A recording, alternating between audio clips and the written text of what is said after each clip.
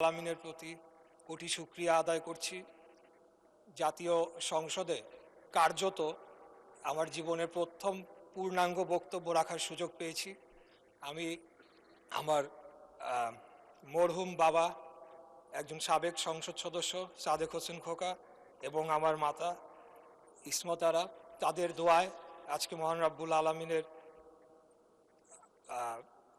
বদৌলতে আজকে আমি মহান সংসদে দাঁড়িয়ে বক্তব্য রাখার সুযোগ পেয়েছি। আমি গভীর শ্রদ্ধাভরে স্মরণ করছি জাতির শ্রেষ্ঠ সন্তান 1971 সালের মহান মুক্তিযুদ্ধে সকল শহীদ এবং বীর মুক্তিযোদ্ধাদের, এবং আরও স্মরণ করছি বিগত 24 সালে জুলাই আগস্ট গণ অভ্যুত্থানে সকলে যারা শহীদ হয়েছেন, যারা আহত হয়েছেন, যারা পঙ্গুত্ব বরণ করেছেন, তাদের সকলকে স্মরণ করছি। মাননীয় স্পিকার, গত কয়েকদিন যাবৎ এই সংসদে দাঁড়িয়ে অনেক নেতৃবৃন্দের বক্তব্য, অনেক সদস্যদের বক্তব্য শুনেছি। তাই ক্ষণে ক্ষণে প্রতিটি মুহূর্তে প্রত্যেকটি বক্তার পরেই আমার বক্তব্য অনেকখানি পরিবর্তন করতে হচ্ছে। যেভাবে আমি ভেবেছিলাম যে আমার জীবনের প্রথম বক্তব্য রাখবো, সেখান থেকে অনেকটাই এখন সরে আসতে হচ্ছে আর কি। মাননীয় স্পিকার, আমি মুক্তিযুদ্ধ বিষয়ক মন্ত্রণালয়ের দায়িত্ব পেয়েছি।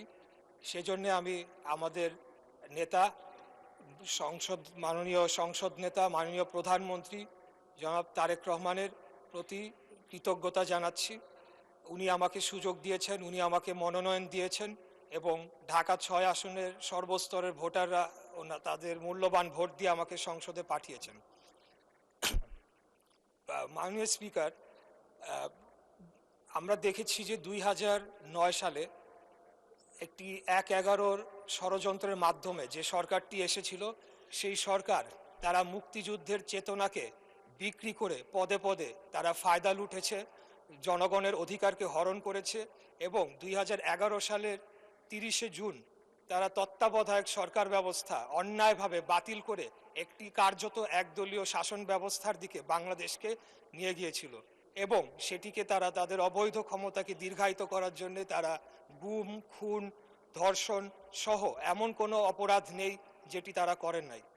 আমরা তখন থেকেই দেশনেত্রী মরহুমা বেগম খালেদা জিয়ার নেতৃত্বে গণতন্ত্র পুনরুদ্ধারের আন্দোলন আমরা তখন থেকেই করে আসছি, এবং সর্বশেষ 2024 সালে আমাদের নেতা, আজকের মাননীয় প্রধানমন্ত্রী, ওনার নেতৃত্বেই আমরা আন্দোলন সংগ্রাম লড়াইয়ের মাধ্যমে বাংলাদেশে আবার গণতন্ত্র প্রতিষ্ঠার সুযোগ পেয়েছি।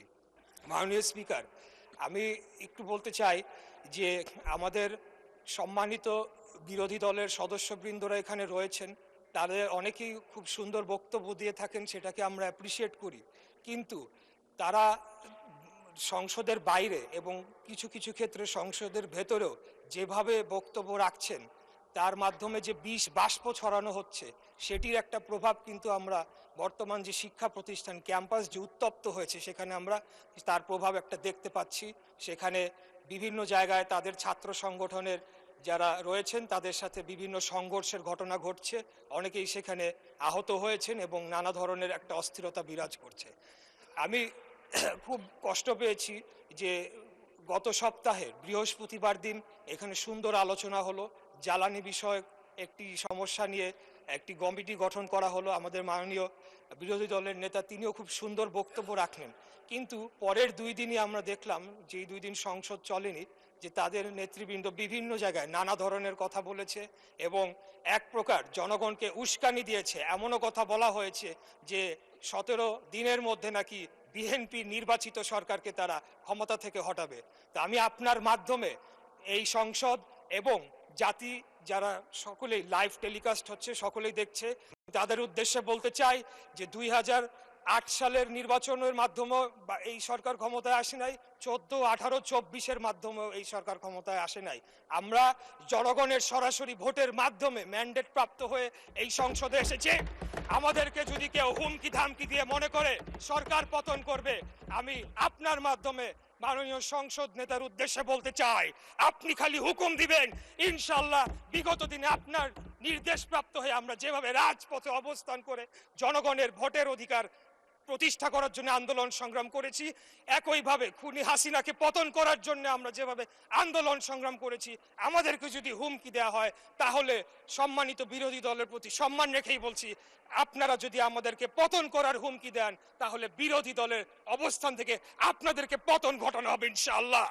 আমরা কোনো ধরনের অস্থিতিশীল করতে চাই না, আমরা বাংলাদেশে কোনো ধরনের বিভক্তির রাজনীতি চাই না, আমরা একটা শান্তির রাজনীতি চাই, একটা ঐক্যের রাজনীতি চাই। আমরা যদি বিগত 24 সালে যারা শহীদ হয়েছেন তাদের প্রতি যদি আমরা সম্মান প্রদর্শন করতে চাই তাহলে আমাদেরকে একে অপরের প্রতি সম্মান প্রদর্শন করতে হবে এবং সকলে মিলেমিশে আগামী দিনে বাংলাদেশকে পরিচালনা করতে হবে। আপনারা হয়তো ভুলে যাচ্ছে, আমাদের সম্মানিত বিরোধী দল হয়তো ভুলে যাচ্ছে এই যে সংঘাত, এই যে একটা অস্থিতিশীল পরিবেশ তারা তৈরি করার চেষ্টা করছে, তার মধ্যে লাভবান কারা হচ্ছে মাননীয় স্পিকার?